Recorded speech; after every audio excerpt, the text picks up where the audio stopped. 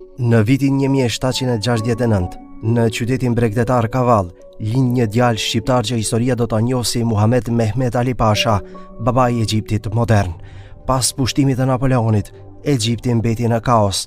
Mehmet Ali Pasha me zgjuarsi ngjitet në hierarki dhe në vitin 1805 shpallet vali i Egjiptit, por sundon si mbreti pavarur.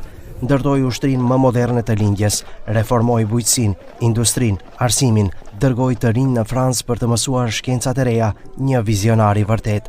Nga viti 1811 deri në vitin 1833, ai pushtoi Sudanin, Sirin, Arabin dhe sfidoi vetë perandorinë osmane. Një shqiptar nga Kavala bëri sultanët të dridhen në Stamboll. Shqiptarët, pra Mehmet Ali Pasha dhe pasardhësit e tij, sunduan Egjiptin nga viti 1805 deri më 1952, pra plot 147 vjet. Mbreti Faruk ishte sundimtari i fundit shqiptar në Egjipt. Në vitin 1952, një grup shteti rrëzoi monarkinë.